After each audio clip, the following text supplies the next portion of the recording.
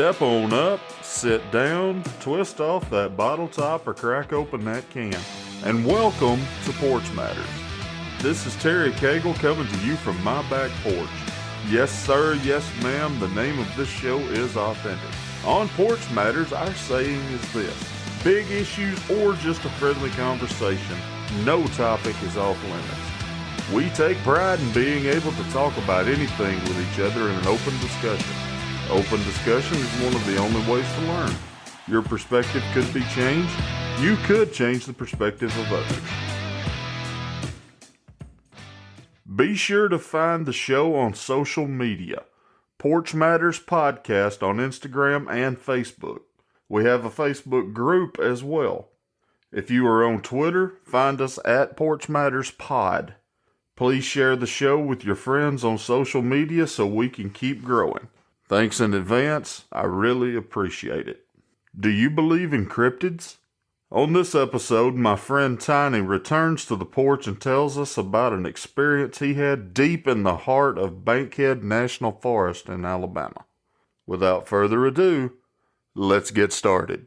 Jason, how in the world are you, bub? I'm doing great, buddy. I'm sitting out here on the front porch.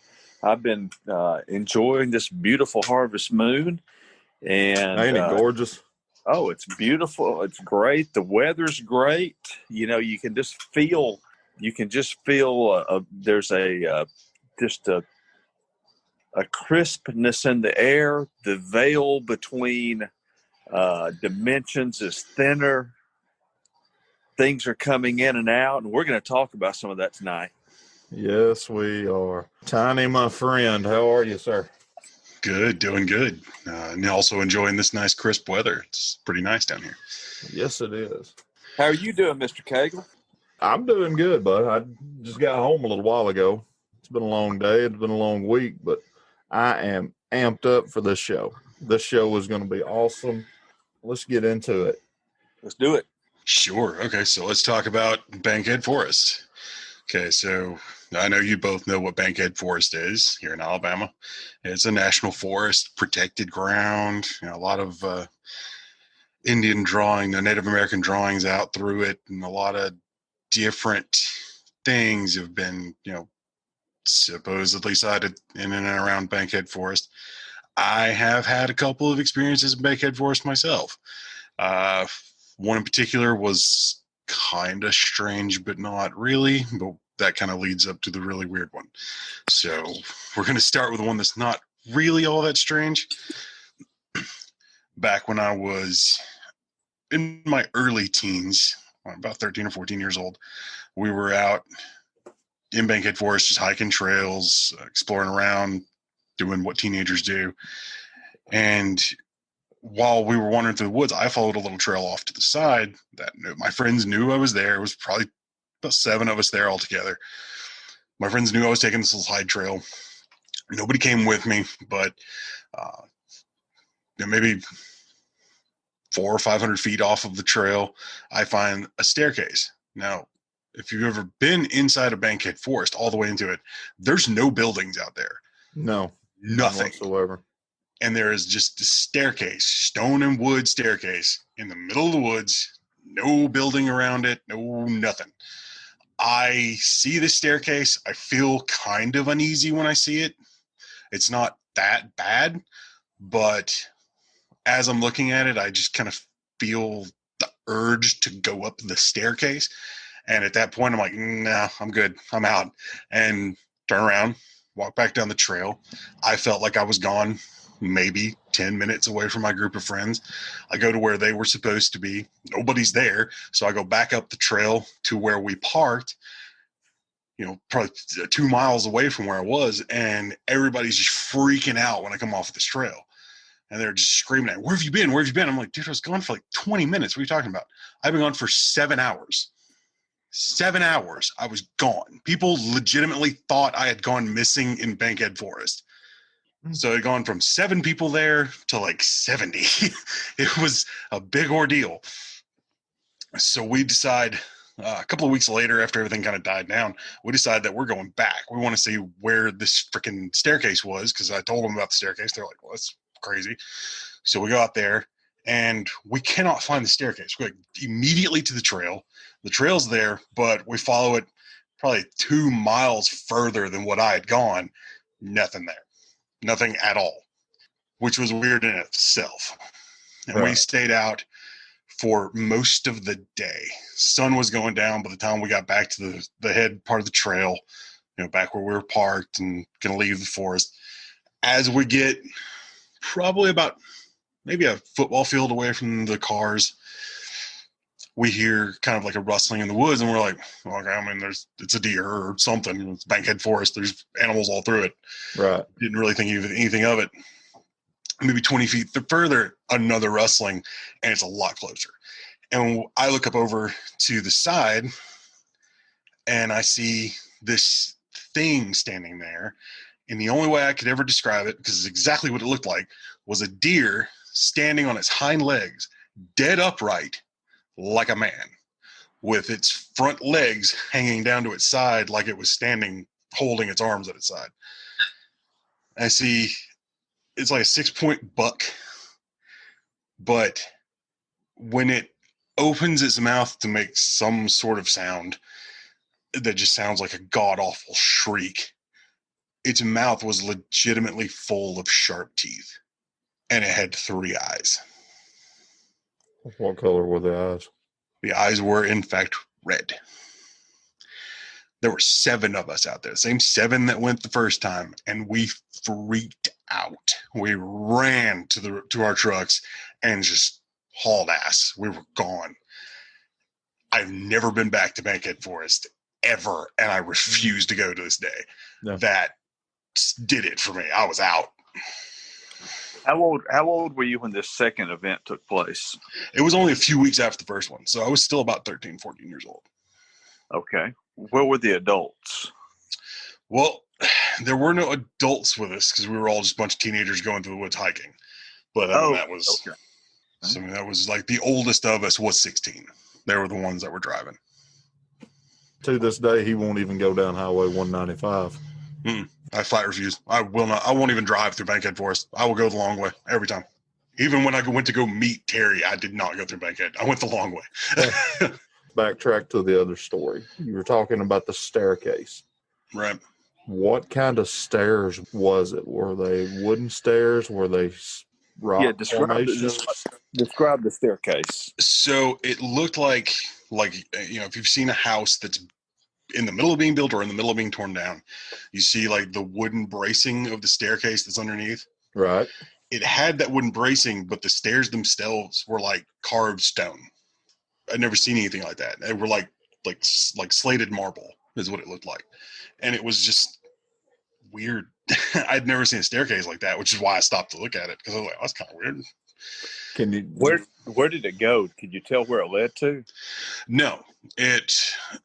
The edges around the forest that night or that day when we were walking around was kind of foggy, and it looked like it just went up and just like into the fog patch. Well, and But for anyone that's ever been to Bankhead or any place like that, it's not like everything is flat like out in Iowa. You have hills and hollows, so something can go up 20 or 30 feet and then just kind of disappear around, a bend in a hill. Right. So yeah, I could see that where your vision's going to be somewhat obscured. Yeah, I mean, it was heavy, dense fog. So, toward the top of this, or what I assumed was the top of the staircase, it was just foggy, kind of patchy fog along the hills, kind of like you see in North Alabama, where the tops of the hills are really, really foggy, and then you kind of go down the hill a little bit and there's no fog. Mm-hmm. Right. It's exactly where the fog lands, and that's exactly how it was. That's why I didn't think anything was weird until I got out of the woods. Well, whenever you were talking about how you felt drawn to go up the stairs, was it just a feeling, or was you hearing voices? No, it was just a feeling. I mean, it was a distinct feeling in my gut, and it wasn't like I kind of wonder where those stairs are. It was a gut feeling of you need to go up these stairs. Wow. Going back to the creature itself, the thing, you said it had red eyes and it made a shrieking sound and everything. Do you think that there may be correlation between the staircase and the creature. The reason why I ask is if you do any kind of crypto research or anything, a lot of the people that do all this research, they throw out the theory and everything that these things could possibly be interdimensional or whatever. Could the staircase have been hypothetically a doorway to another dimension? I'm not sure. I mean, I really don't know. I don't think so personally, because it was two distinctly different feelings from these two different entities. So from the staircase, it was a necessary need that I want to go up these stairs. You need to go up these stairs. This is something that is for you. But from the thing in the woods, then all that I could feel was, you need to get away from this. You don't need to be anywhere near it. You need to be away from it as much as possible. Just run. Right. Well, and I know this is something we're going to be talking about tonight, but I hear the echoes and see things leading to a particular cryptid called the Wendigo. Yeah, I've done a lot of research into it, and that's literally the only thing that lines up with any of the stuff we saw as far as the creature was concerned, was the Wendigo. Well, and one thing about the Wendigo, in my readings, I found that it's not exactly a fast creature, but it uses trickery, like mimicking human voices and things like that, to lure people to it. And then, of course, it reveals itself in all of its horror. I just wonder if possibly that staircase, that apparition that you saw, if it wasn't an apparition indeed, if that wasn't in some way trying to lure you to a Wendigo. See, I thought that too, just among my own research, later in life. This was nearly 20 years ago. So, yeah, I mean, during that time, I've definitely done a lot of research, and I actually did come to a very similar conclusion that even though the staircase did have two distinctly different feelings, that it was really way too coincidental, I guess to say, to have that need, urgency to go up those stairs and then lose 7 hours to indecisiveness. Right. That's really strange. Right. Yeah, that was one of the things whenever you first told me this story that was really, it really got my mind going. There's got to be some kind of a correlation between the staircase and the creature. Well, it makes me think too, talking about the staircase appearing and that feeling, and then the lost time. The lost time really gets my attention because a lot of people who have had experiences, whether it be with UFOs or other type of paranormal entities, have reported lost time. And I wonder, and I go back to Terry's theory, if that is not just another characteristic of some type of interdimensional encounter. Yeah, I mean, that's definitely a possibility. I would certainly probably list the Wendigo as a extra dimensional being more than anything else, just from the stories of how they move and what they do. Expound on that, Tony.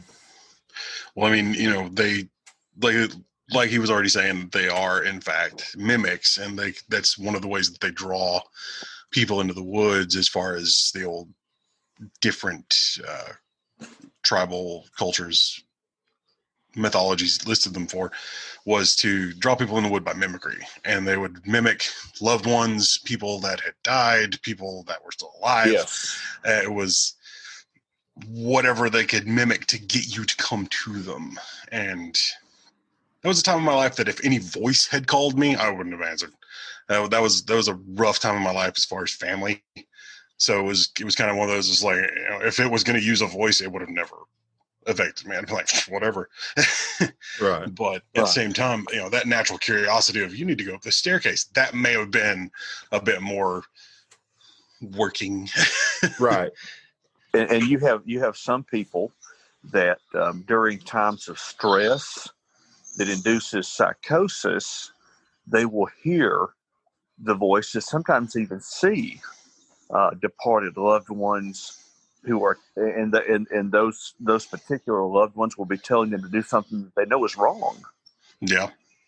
I had an experience like that one time at my former place and Terry's former place of work with an individual who was experiencing kind of a psychotic episode, but told me very plainly and very, very distinctly, without anything that would make me think he was cogent, that he heard his uncle's voice. And his uncle's voice was telling him to do something that he knew was wrong.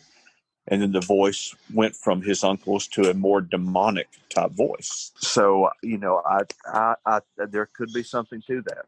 There's definitely a lot of activity and everything of this nature that happens in Bankhead. If you ever do a Google search or anything on Bankhead National Forest, and if you're not from Alabama, Cliff Notes version of this, Bankhead National Forest has been a part of the National Forest since the early 1900s. And if my memory serves me correctly, please correct me if I'm wrong, guys, but it used to be old Indian land. All of the land here in Alabama used to be old Indian land, but there were some areas that were more heavily settled by Native Americans, and Bankhead Forest is one of those areas. Yeah, Bankhead Forest is one of those because it had more than one tribe. It was the Alabama Cherokee, but it was also the Choctaw and the Blackfoot. Yes. All yes. three tribes were settled in Bankhead. Right. Yes. I had, in the 1800s, I had relatives that were actually taken by the Blackfoot tribe and eventually intermarried. We talk about the Wendigo or the Wendigo, and to me, there are several different ways you can approach that particular entity.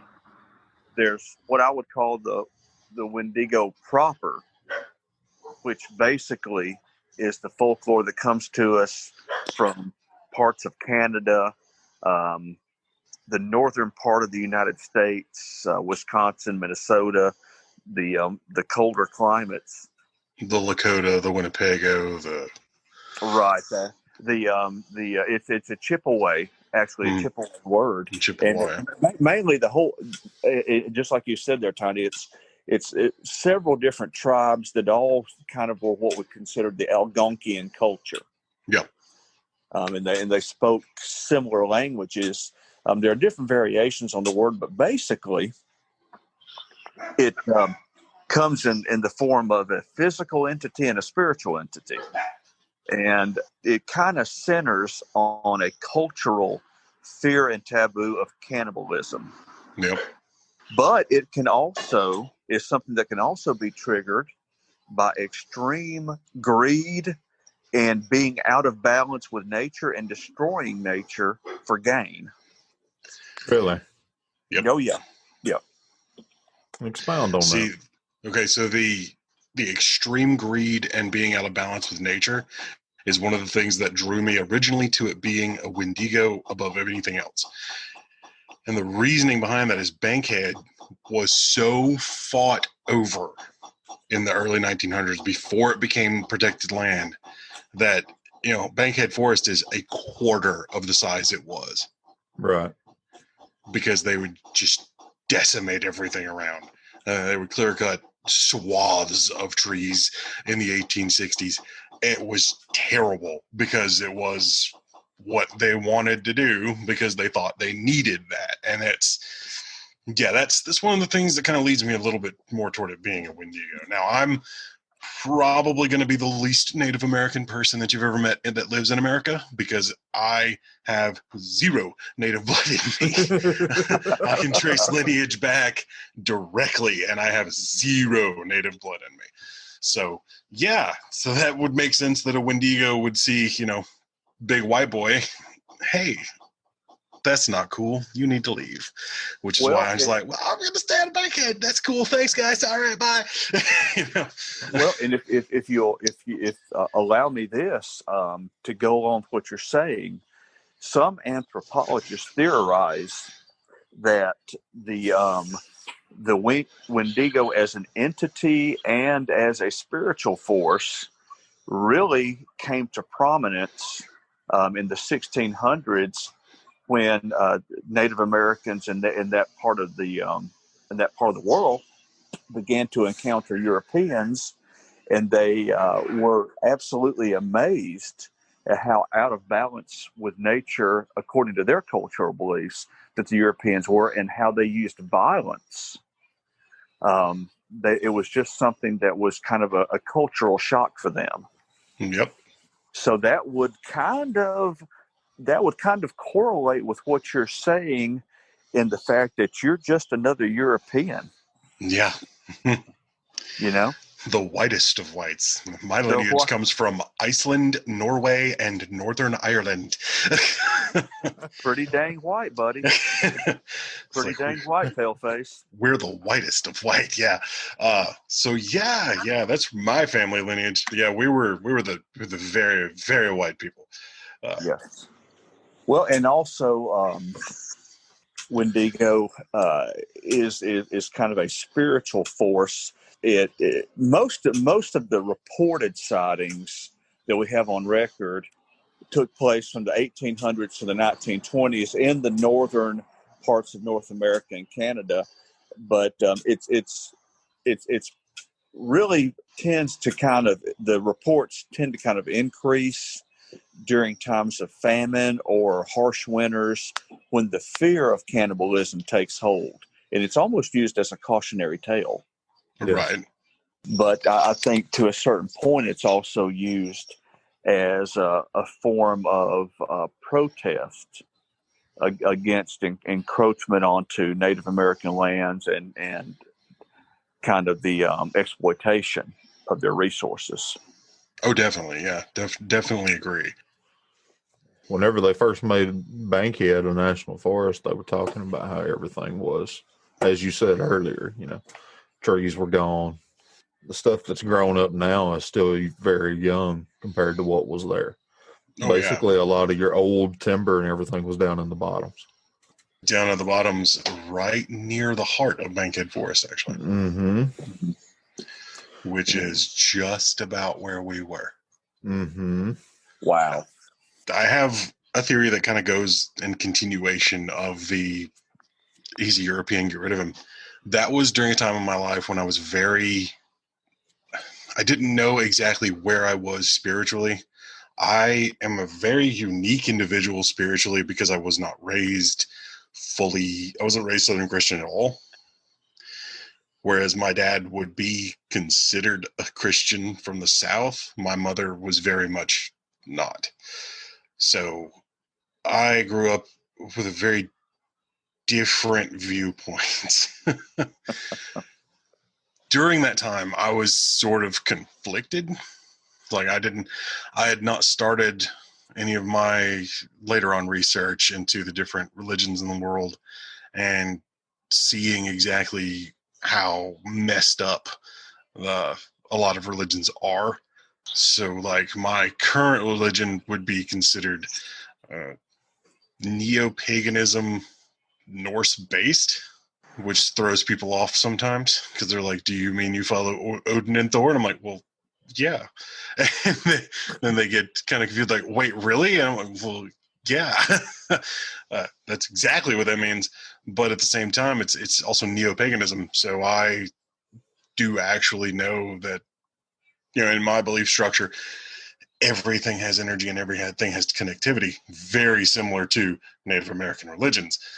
Right. So I could probably go back to Bankhead and be perfectly fine, but I choose to just respect that and be like, no, y'all kick me out, we're good. That's yours. I'm gonna stay away. Well, and let me add to that.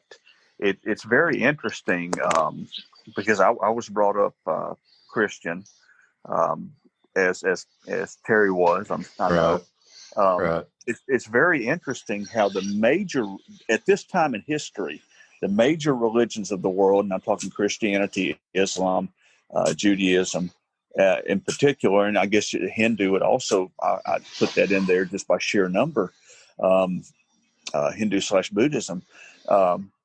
It's very interesting that we look upon this almost in a quaint kind of a way, as far as, and we call it Native American folklore. Yeah. Like these are monsters in the closet that can go and be found, whereas that's almost like religious snobbery.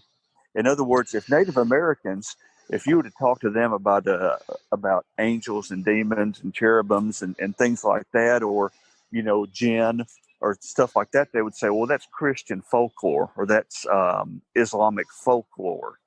We don't believe that. That's just kind of the tales they tell. It's kind of interesting how we kind of relegate their religion and their beliefs to, well, that's just old timey stories. Whereas if you were to tell those stories and everything to people of that descent and everything, they'd be frightened beyond belief because it's real to them. It would be very real to them. It would be very real. Yeah. Oh, we can go further down that rabbit hole if you'd like. I did actually go, because my mother used to work for banks, so we went up to the Dakotas, and I got to speak to some of the Lakota tribe, and I did tell them about what happened in Bankhead Forest. And the first person who I was talking to, who was literally just a tribal leader, he wasn't like a chief or anything, he was just a tribal leader, an elder. He literally just looked at me and went, Wendigo.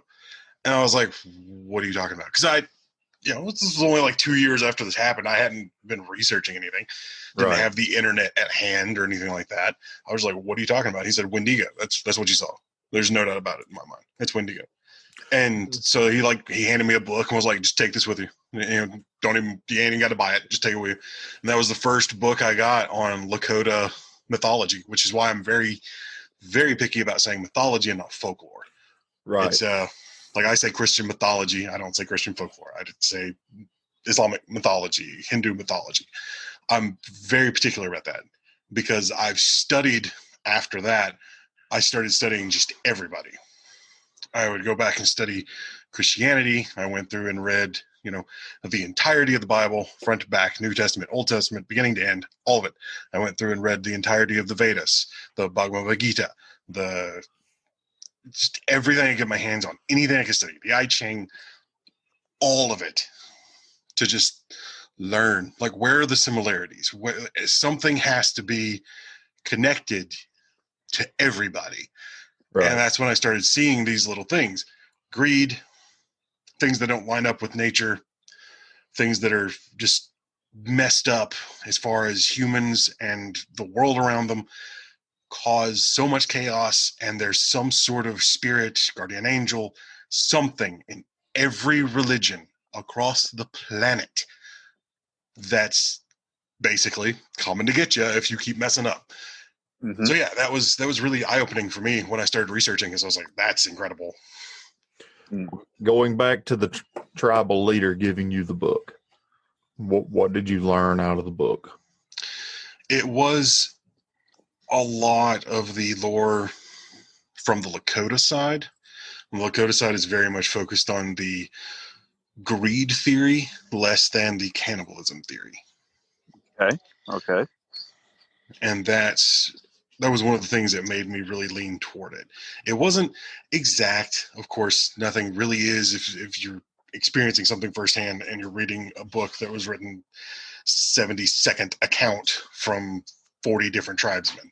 It's always going to be different. But yeah, it was the closest thing. And it was that moment that really started kind of opening my eyes. When you talk about this, this connectivity, this force, this energy, do you think it's something that as entities ourselves of energy that we create, or is it something that is on a higher plane? So I very much think it depends on what it is. So something that's that that vengeful, something that's that sort of almost hate filled, because that's genuinely what I felt when I saw this thing, is that it hated me, and it wanted to harm me. Something like that, I think, is kind of caused from the situation. This is kind of how I personally feel. It's like, people create their own demons, that kind of thing. Yeah. Right. But I think it's more than just like individual. I think it's, a mass group of people consistently and constantly ignoring nature has caused something like this, Kind of like the collective effect of trauma. Right. And it's, and it's not just from people. It's, it can be connected to places. It can be connected to things, to, that sort of mentality is kind of what it feels like. Cause there's other spirits that in other places, Waverly Hills is a great example. In Waverly Hills, there's just this feeling, this foreboding feeling of just dragging you down. I mean, the second you walk through the doors, you literally just feel like the weight of everything hit you at once. And it's not like your stress. It's not home stress, right? You walk in and it's the stress of like 15,000 people all begging to be released from this, just pulling you down. Like your entire body gets heavy. I've been to Waverly Hills like 3 times in my life. It sucks every time. It's just, you walk in and you don't even want to stand up. You just want to curl up in a ball and cry for the first 5 minutes you're there. It sucks. Mm-hmm. Mm-hmm. And that's kind of that feeling. It's like, this was a bad place full of bad things.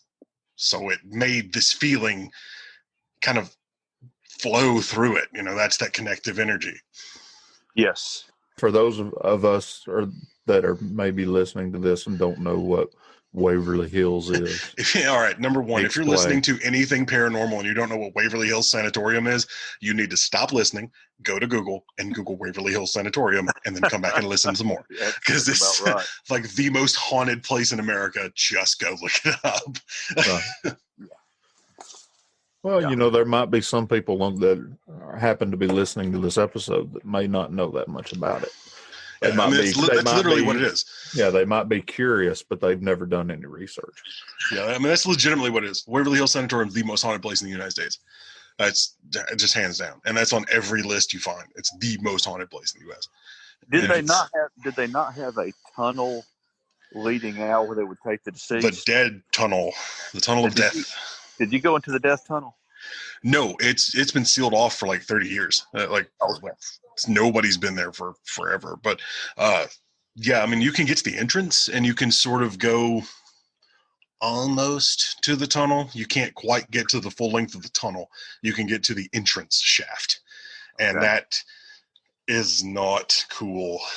We made it to the door, and then we heard something banging on the other side of the door. So we went back to the main building, where the feeling of dread was much better than whatever was banging on the other side of that door. Oh my God. I strongly believe in hauntings and stuff like that.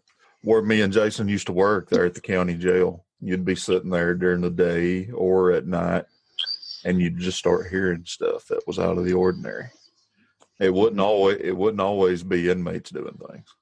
No.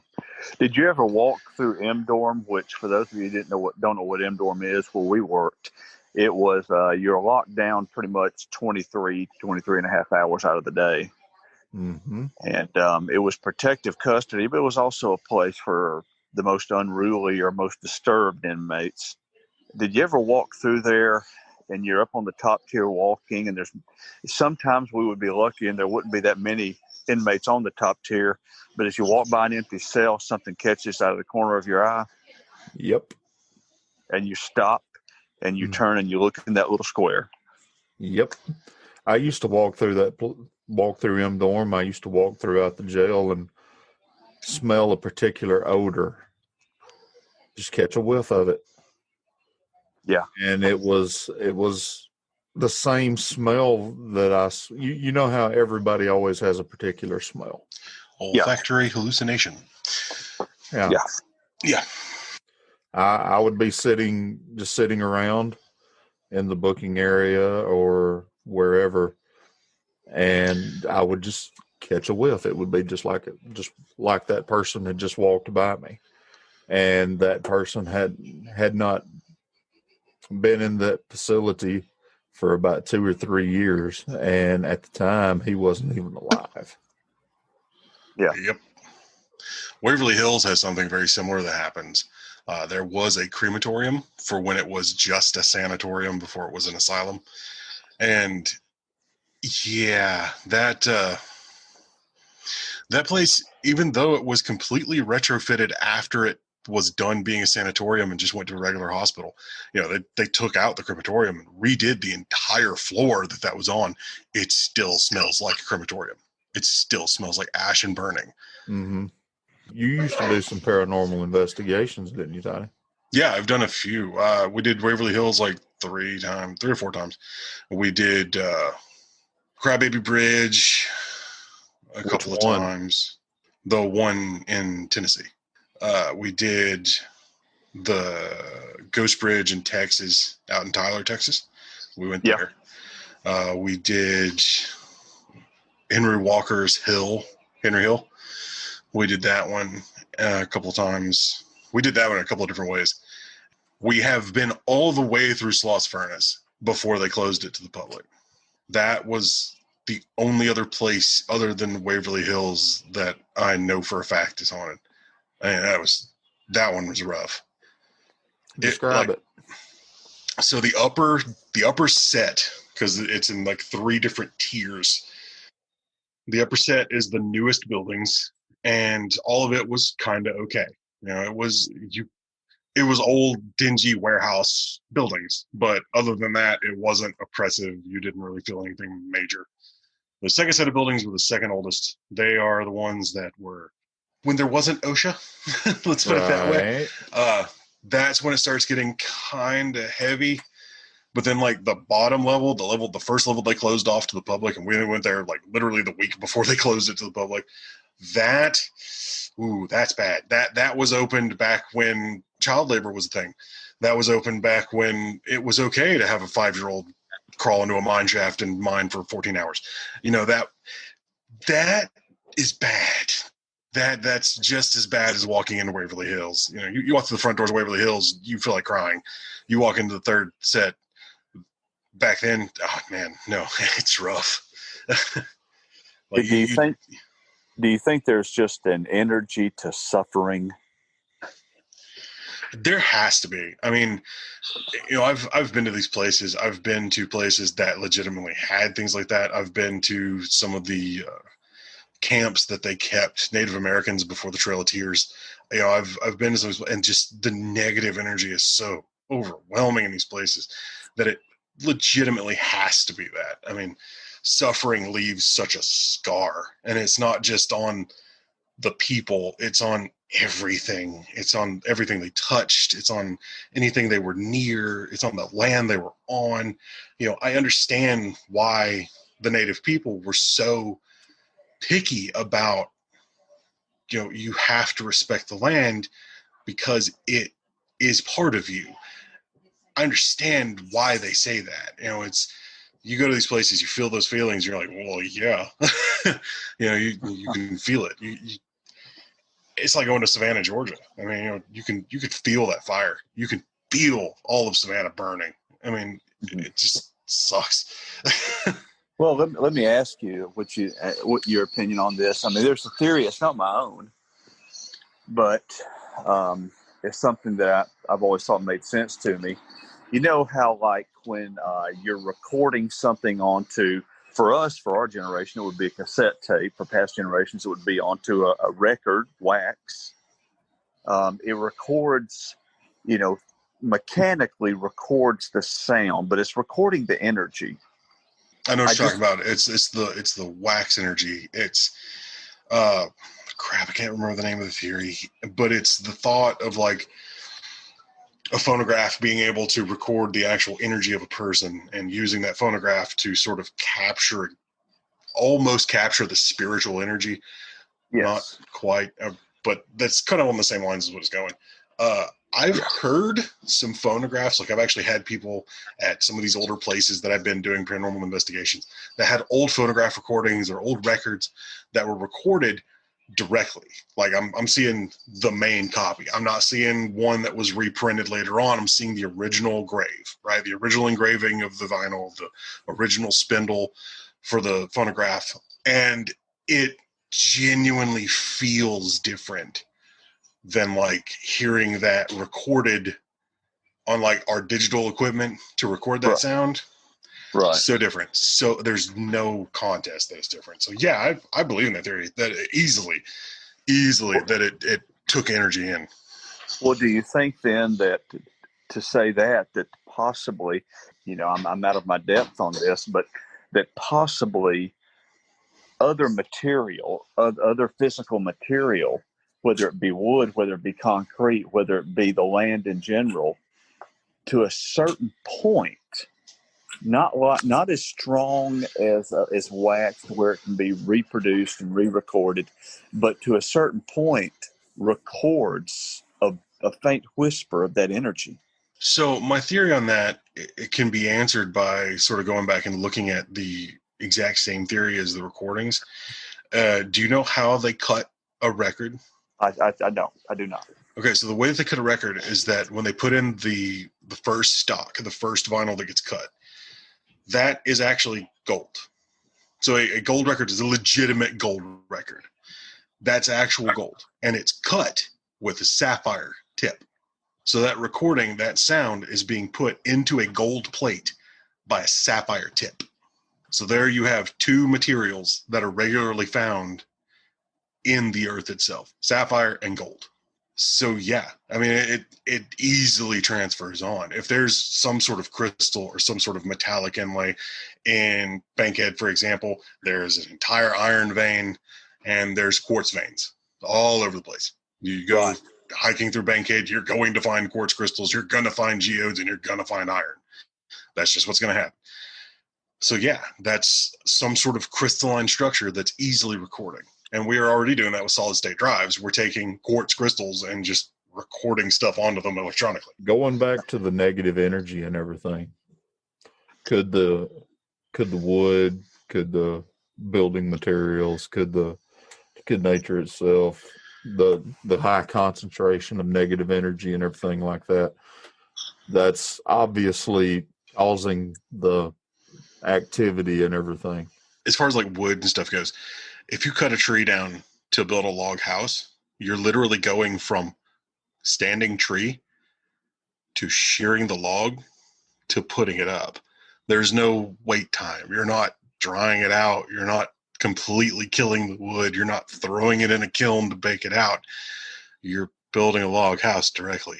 So that log cabin, things that they would have built in the 1700s, was very able to sort of pick up on those energies.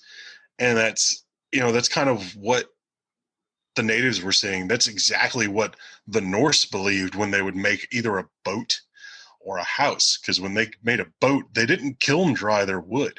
And that's one of the things that throws people off so bad. Well, how did the Vikings make boats that could go all the way across an ocean?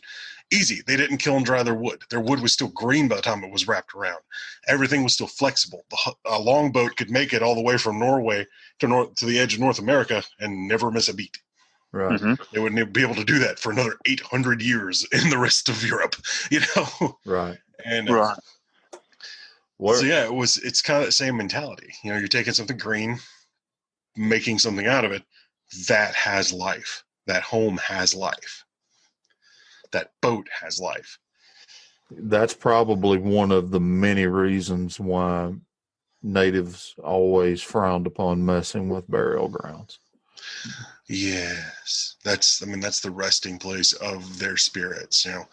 Every Native American culture had ancestor, what scholars call ancestor worship, but it's just a deep, profound respect for the spirits of the dead, because to most Native American cultures, their spirits didn't leave and go to a different plane. They stayed. They were part of nature around you. So to disturb a burial ground was so incredibly insulting. Maybe. I mean, obviously there's burial grounds and everything all over Bankhead that we don't know about. Oh, yeah. No, definitely. There's even a bunch of burial grounds we do know about in Bankhead. Yeah. I'm just now learning about Bankhead, just to be honest with you. And that's all due to you, it was a national forest, and that's about all you knew. Yeah. Yeah. No, I was the same way a long time ago. Before any of this happened, it was just the woods. It was just the forest. Right. Okay, cool. We can go hike on the trails, whatever. Right. After that, I'm like, nah, I'm good. And somebody's like, hey, do you want to go to this national forest? No. Yeah. Not really. Yeah. I live in I'll look at pictures. I live in the area, but it's still far enough away that it's out of sight and out of mind. Yeah. Whereas I'm only like 30 minutes from the edge of Bankhead Forest. Yeah. Well, my girlfriend lives right on the edge of it. So we've actually been in it a time or two. But so, I mean, I enjoy the place, but after this conversation, I've got a whole lot more respect for the land than what I had before. Right. Yeah, it's definitely a life-changing thing. Well, Tiny, we sure do appreciate you coming back on the show. Feel free to plug anything in all your social and all of your gaming sites and everything like that for the folks. Just Maze Man Gaming at YouTube and Twitch. That's really it. Maze Man Gaming at YouTube and Twitch. If you're into gaming or anything like, or if you just flip through YouTube and want to check him out, feel free. I did want to plug one of my affiliates right quick, just because he's my boy, and I got to hook him up. Black Magic Craft on YouTube. If you are a player of D&D, or if you like just building terrains for like war games and stuff, check him out because he does a lot of really cool stuff. Okay. My Canadian brother on the D&D side. Absolutely. Tiny, we appreciate you coming on the show. Once again, as I said before on the previous episode, you have an open invitation. I love having you on. I want you on as much as possible. Oh, absolutely. We're here in October, man. We're to the paranormal stuff, and this is my jam. So I'm here. I'm here for the haul for this month, brother. Sounds great. Appreciate you, my friend. Absolutely. That's all the time we have for this episode. Please like the page and join the group on Facebook at Porch Matters Podcast. Please subscribe or follow us on Apple Podcast, Google Podcast, Spotify, Stitcher, TuneIn Radio, or the platform of your choice so you don't miss an episode. If you're listening to us on Apple Podcast, please rate the show and leave us a review if you have the time. Thank you very much for listening, and catch us next time right here on Porch Matters.